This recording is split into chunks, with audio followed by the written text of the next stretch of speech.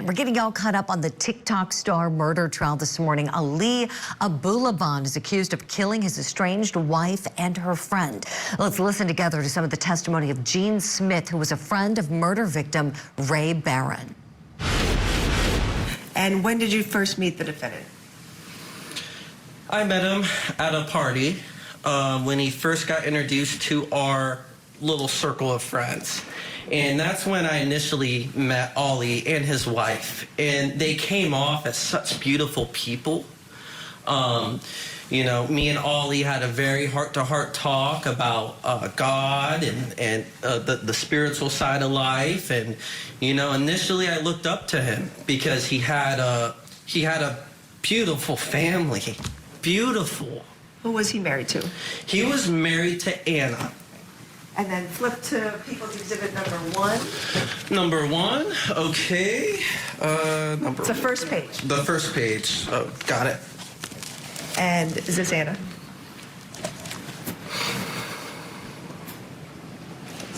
That's Anna.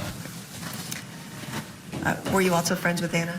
I was. She reminded me a lot of my mother, that also got killed by her husband.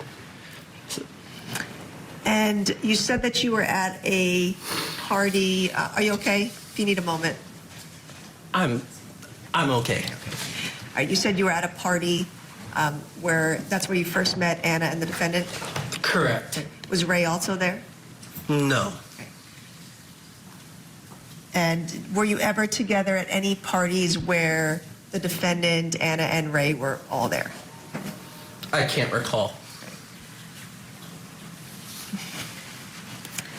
All right, I want to talk to you first about an incident in September of 2021. Did you go with Jennifer Morales to Anna's apartment? I did. That month? I did. And Jennifer Morales, your girlfriend? She is. Why did you go with her to Anna's apartment that night? It seemed like an emergency. It's very close to my heart is domestic violence and taking a stand up against that. And when Anna voiced her concern for Jen and I to go over there, I didn't hesitate. She seemed in distress. She seemed very worried. And she was telling us initially how Ollie used to beat her and she was scared for her life. And I guess this fight almost escalated to a point to where Ollie almost laid hands on his daughter. So we went over there immediately. We comforted Anna, made sure everything was okay. Ollie was nowhere to be found. So initially we got all of Anna's stuff and Anna's daughter's stuff, and we moved Amira's stuff, and we loaded up what we could into my vehicle, and we drove over to Julia's birthday party. That was not too far away from where they were living. Okay, so let me back up a bit. When Anna made the phone call, was it to your girlfriend, Jennifer? It was. And was she on speakerphone and that you could hear the conversation? No, Jen just voiced it to me and was like, hey, Anna just called me and X, Y, and Z is taking place. And okay, so then you and Jennifer went over to the apartment, and you said, what did Anna tell you particularly? Anna told me that Ollie pushed her and hit her, and I don't know if Amira tried to intervene, but somehow Amira got the heat of his anger and his rage. I don't know if he hit Amira. I heard that he pushed her. What was your understanding about the defendant's feelings towards Ray? There's a time where I was FaceTiming Ray, and Ollie actually, he came over to my apartment when I first initially met him. And he came over to my place at Hilltop, and I was Ray FaceTimed me, and I was talking, or he called me, and I was talking to him, and I put him on speaker. And Ollie already voiced to me how he doesn't like Ray, and for me to watch my back, you know, with Jen and with Ray and all that, he definitely did not like Ray. I did try to build a bridge, and When I was talking to him on the phone, I let Ali and Ray talk in hopes that they would become friends, and they ended up getting in an argument. So I felt that was a lost cause. Okay, with them becoming friends. Why were you trying to mend fences between the defendant and Ray? I loved Ray, and I still love Ray. And I didn't like for someone to see my friend in such a negative light. And I thought maybe I could make Ollie see what I saw in Ray. And that was, he was a good man. You spoke with a district attorney investigator about this case on October 26th of 2021, is that right? Correct. Just a few days really after the incident of the shooting, right? Correct. And at that time you were asked of specific recollections about that evening. Yes, ma'am, to the best of my ability. You did not on that evening, or sorry, you did not in that interview mention anything about seeing a bruise on Anna's face, correct? Correct. And you did not on that evening in that interview, tell the district attorney investigator anything about this mediation that you say you played between Anna and Ali in their apartment, right? Correct. This is something that I brought to the table just now. Okay. In hopes it would help. Okay, so when you were speaking with the district attorney investigator, why didn't you tell them about it then? Man, there's a lot of emotions running through my head, and to the best of my ability, I laid the details out. There were some things that I was missing, and I did it to the best of my ability. Okay, and so you saved it for today because you thought it would help. Correct. Help what? Present more evidence and what happened. I love that witness said that he works to stand up for survivors of domestic violence. We're going to hit a break. When we come back, we're going to hear from a friend of the defendant's wife. Don't go anywhere. This is Court TV Live. We are your front row seat to justice. I'm Kelly Craft in Boise, Idaho, covering the Doomsday Prophet murder trial. You're watching Court TV, your front row seat to justice.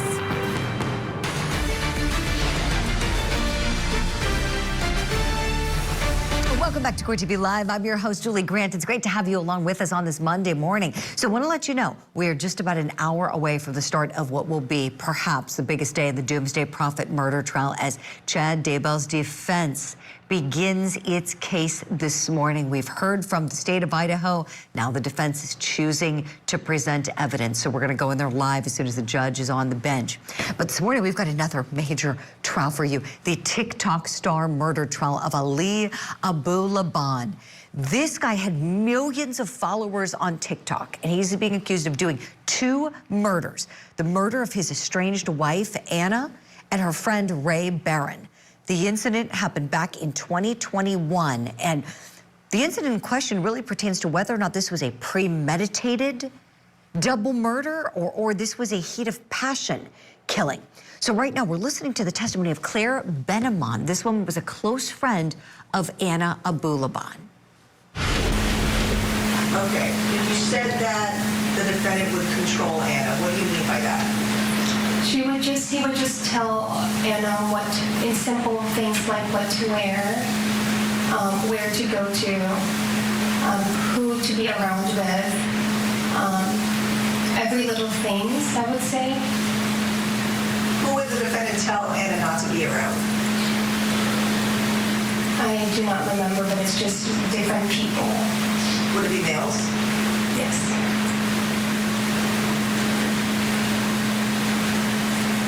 And did the defendant tell Anna any specific males not to be around? I do not recall. Okay.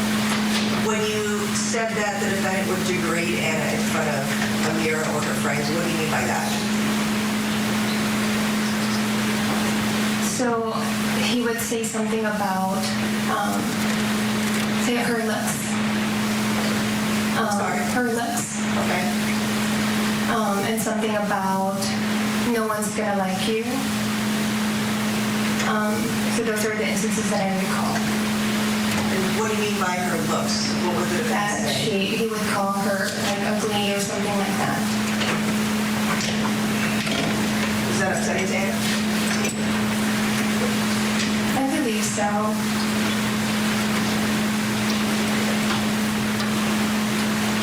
What, if anything, did Anna tell you about the defendant being violent with her? They have had histories. She did not share specific instances, but she did share that Ali would hit her around Amira. So those are some of the things that she's mentioned, previous behaviors. And then when she did transition to live with me on and off, I saw the results of that. Whenever Anna would call me to pick her up, I would see the marks on her face. Did Anna tell you how often the defendant would hit her in front of Amira? He said very often, but she would always give him a chance. What do you mean? What did Anna say about giving him a chance?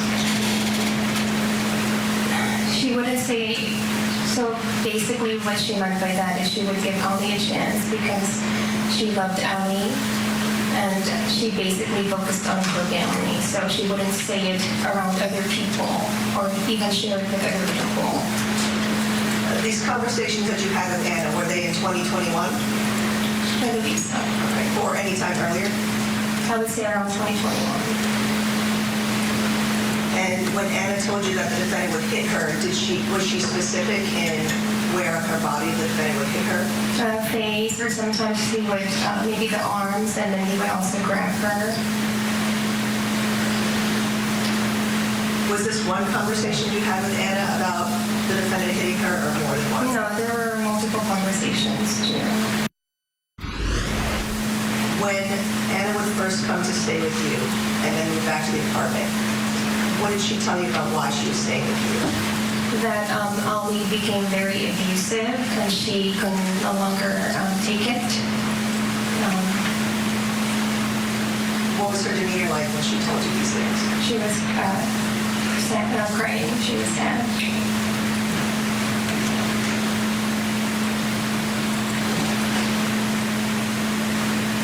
Okay, and then when Anna would move back in with the defendant, what would she tell you was her reason for that? She wants to give Ali a chance.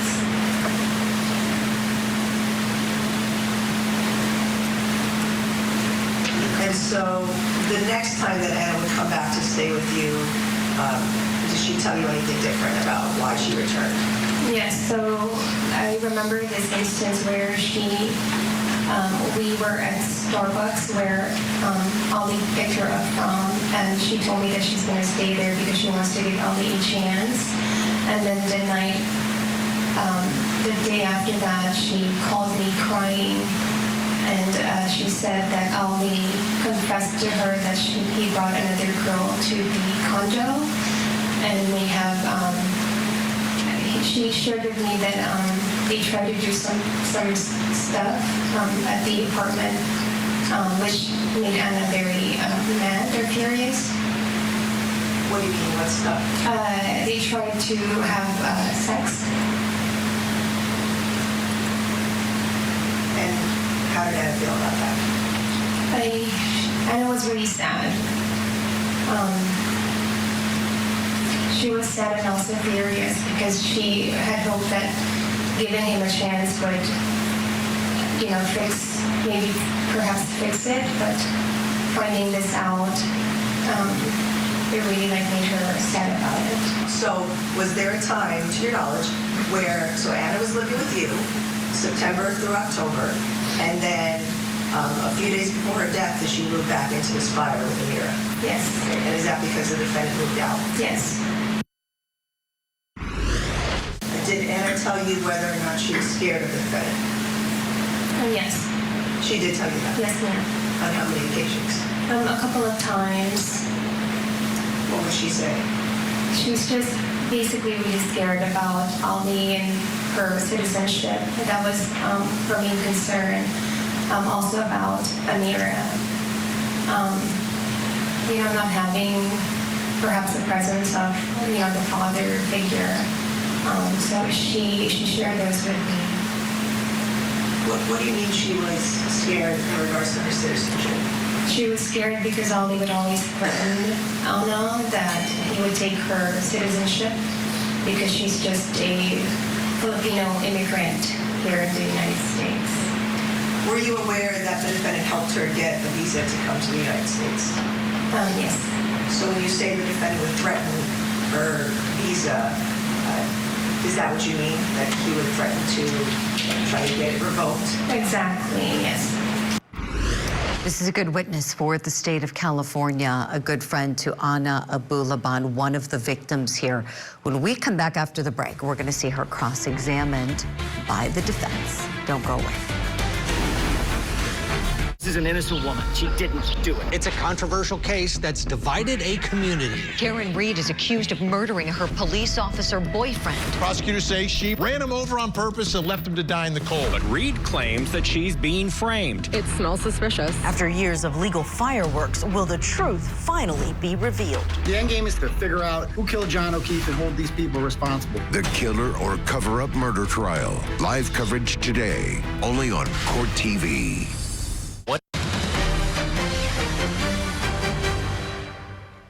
Ms. Richards is in custody, so I need to move whatever I need to move to make this happen. Ms. Richards, I'll see you back on June 18 at 9 a.m. I wish you the best of luck. We continue following breaking news this morning here at Court TV as the defense team for Corey Richens is asking to be taken off her case. Richens is the defendant, the Utah woman who's accused of murdering her husband, Eric, and then writing a children's book on grief afterward. Her defense attorneys filed a motion Friday citing, quote, an irreconcilable and non-waivable situation. Now, this request comes the same day that they also asked to disqualify a team of prosecutors. Richens was in court last week for her preliminary hearing, but it was rescheduled for June 18th after her defense team objected to the 18 exhibits the prosecution wanted to enter into evidence. Of course, we're following this major development and we'll pass along any more information about it as it comes into us here on Court TV.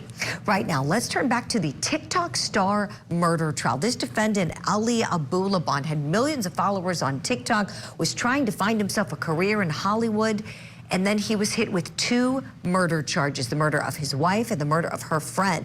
And the defense isn't denying that he was the trigger man, but they are contesting that it was premeditated. They're saying this was a heat of passion type crime. Now, one of the key victims' friends, one of the key witnesses, I should say, is one of the victim's friends. Her name is Claire Benamon. We were just hearing from her.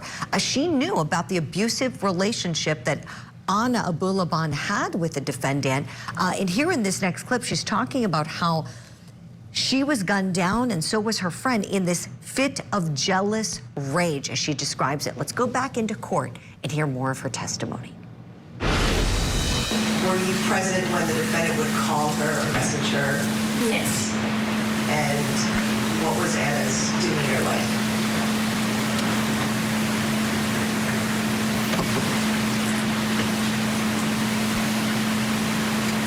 She was very concerned.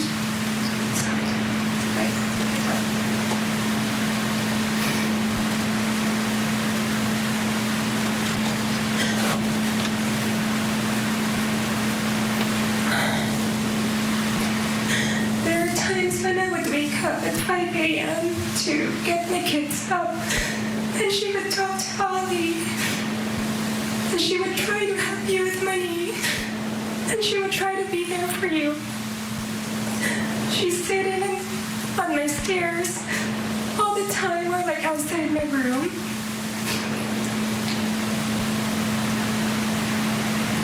And she would try to talk to Ali, either to calm him down or just be there for him. I remember waking up at 5 a.m. in the morning to get my kids up, and she's not sleeping yet. And her kid is in my other kid's room. Sorry. It's okay.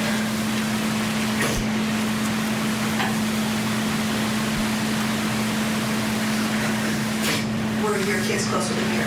Yes. So, during the time that Anna was living with you, she was separated from the defendant, right? Yes, ma'am. And were there many times where the defendant would call Anna and continue to try to talk to her and get back together with her? Yes, ma'am. And so did you hear Anna talking with the defendant and telling him certain things about the status of their marriage? Can you rephrase the question? Were there times where you would hear Anna talking with the defendant about the status of their marriage? Yes. Meaning they were separated? Yes. And did Anna tell the defendant that she didn't want to be with him? Yes, ma'am. And you said that there were many times where the defendant would call Anna and she would try to calm him down? Yes. All right, so still on the stand. We're going to hear more from Claire Benemon. We're going to hear... we're going to see the cross-examination right now, what happens when she is crossed. Now, so let's go in. Let's take a listen again. We're pulling out the best portions for you, kind of truncating this to just cut to the chase so we can get you all caught up on this case as we go into it live today. Take a look. You are aware that at some point, after Ali's introduction to this group of people through Anna, he began to use cocaine. I have never met Ali before, so I'm not sure when he was introduced to the cocaine. You knew Ali to use cocaine when he was with this friend group, correct? Can you rephrase the question? Sure. Ali used cocaine with your friend group, right? Yes. And so did Anna? Yes. And so did you? No.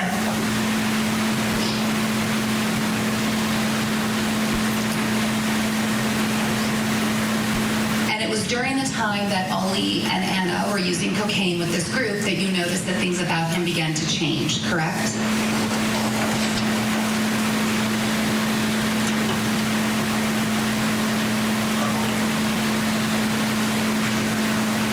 From the point of when I met them, is that what you're referring to? Yes. Yes.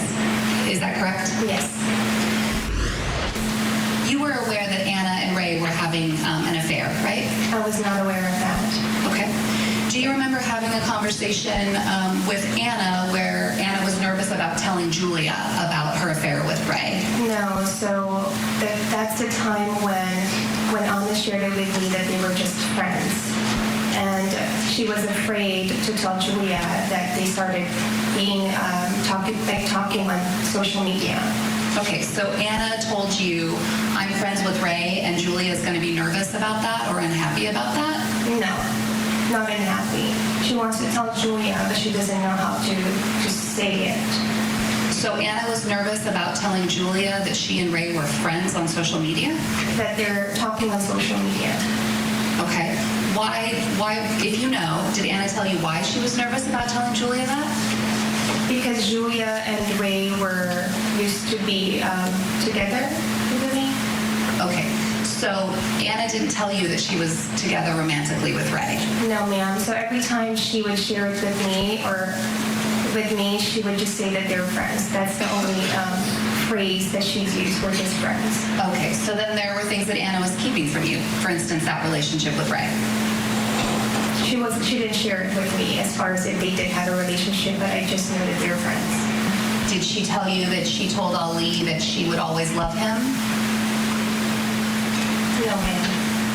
And did she tell you that she told Ali that to fix the marriage, he would have to show her through his actions? No, ma'am.